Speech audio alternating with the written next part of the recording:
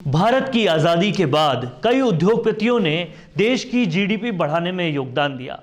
टाटा बिरला पहले से ही स्थापित थे, बाद में अंबानी भी आए, लेकिन इन सब के बीच सियालकोट यानी कि तब का ब्रिटिश इंडिया और अब का पाकिस्तान को छोड़कर दिल्ली आया एक ऐसा व्यक्ति भी था जिसे भरण पोषण के लिए एक वक्त पर तांगा चलाने के लिए मजबूर होना पड़ा, लेकिन उसने अपने हुनर से भारत में मसालों का इतना बड़ा साम्राज्य खड़ा कर लिया कि उसकी मांग अब दुनिया भर में उठने लगी। दिल्ली के करोल बाग और कीर्ति नगर में सन 1950 के दशक से स्थापित दुकानें महाशेदी हट्टी के विस्तार का यह आधार बनी। नमस्कार, आप देखना शुरू कर चुके हैं राजस्थान संवाद। वो हमेशा कहते थे कि पैसे के पीछे मत भागो, अपना व्यक्तित्व ऐसा बनाओ कि पैसा तुम्हारे पीछे भागे। एक उदाहरण बताता हूं। अजमेर में ऋषि उद्यान में एक मेला चल रहा था। वहां पहुंचे महाशय धर्मपाल गुलाटी ने पूछा कि इसकी निधि में कितना धन है। उन्हें बताया गया 35 करोड़। उन्होंने कहा कि इसे दुगना कर दो, और उतने ही उन्होंने अपनी तरफ से उसमें डाल दिए। आपको बता दूं कि 2000 करोड़ के ऑपरेटिंग इनकम तक उन्होंने अपनी कंपनी को पहुंचाया, और धर्मपाल गुलाटी अब 21 करोड़ रुपए की सैलरी लेते हैं। लेकिन इसका कमाया हुआ 90% हिस्सा वो चैरिटी में दान कर देते हैं। बहुत बड़े गोभक्त थे, वैदिक क्रियाकर्मों से खास लगाव था, इसलिए न जाने कितने ही याज्ञिक विद्यालयों की स्थापना की। 1960 में पहली फैक्ट्री खोली। आज इसके 61 वर्षों बाद उन्होंने अपनी अंतिम सांस ली है, 98 की उम्र में। इस उम्र में भी वो कंपनी में बैठक लिया करते थे। कोरोना काल में भी विभिन्न कार्यक्रमों में हिस्सा लिया करते थे।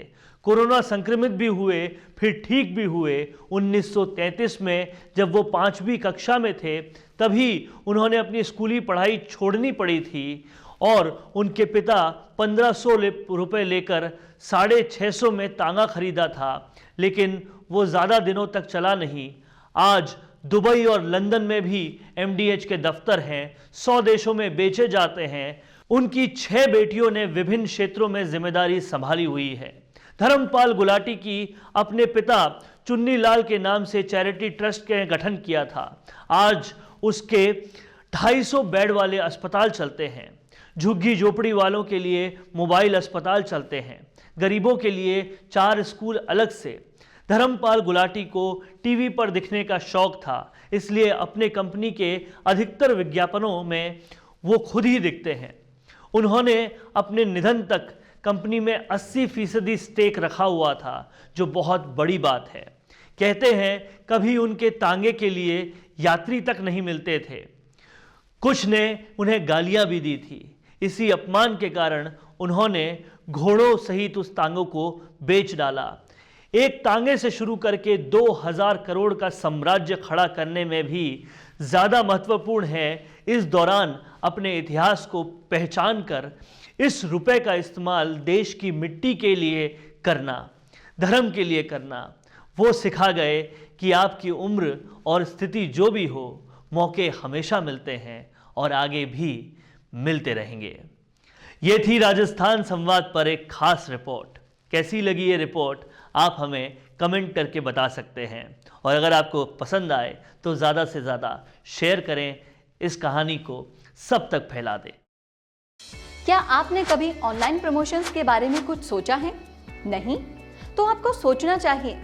चाहे आप फ्रीलांसर हो, या आपका स्मॉल बिजनेस हो, या फिर हो मल्टीनेशनल कंपनी, आपको अपने बिजनेस बढ़ाने के लिए 2 चीजों की आवश्यकता है। Number 1, attractive video.